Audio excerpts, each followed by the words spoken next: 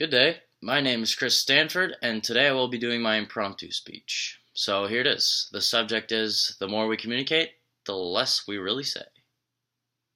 Here we go. Hi, my name is Chris Stanford. I am from Quebec City, Canada, and my favorite movie is Mr. Deed. The reason why I like Mr. Deed is because it's a great story between a father and a child, and they just bond together, blah blah blah blah blah blah blah blah blah blah blah blah blah blah blah. Yep, the art of communication is very hard to master. It sometimes seems that people have much to say and that they are very interesting in their thoughts. But actually, the more people communicate, the less they really say. Yeah, so I'm going to explain this phenomenon about how communication goes on from a high level of pertinence to going to lower and lower levels of pertinence. This is almost to a point where people are going to have nothing to say to each other. I will explain this through the help of examples. So here it is. Think of this example. An old couple compared to a new couple. So the old couple that's been together for 50 years plus maybe have communicated throughout their entire lives about a bunch of things, a bunch of subjects. And it just seems that the introduction part that the new couple will have at the beginning of the relationship, well, the old couple has already gone through that. So just think about it this way.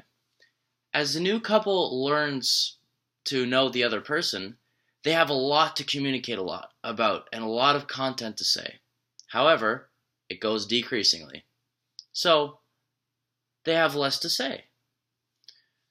As compared to the old couple, well, they have nothing to say about their introduction because they already know about everything about the other person.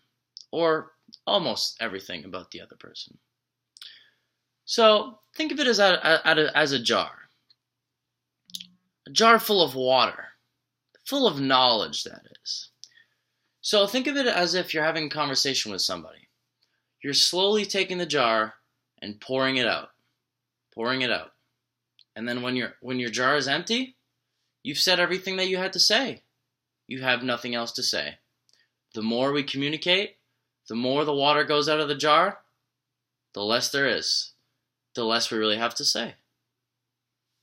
So, put yourself in this situation where you have to talk to a stranger about ice hockey, for example. Well, if you have slight knowledge about ice hockey or a lot of knowledge about ice hockey, it's going to be the same thing. You're going to slowly take the jar, pour everything out that you have. Okay, I know this player, I know this player, I know these rules. This is what's going on in the world of ice hockey. And it's just going to go on, it's going to go on. And at one point, you guys are going to have less to say. And then the conversation is just going to end.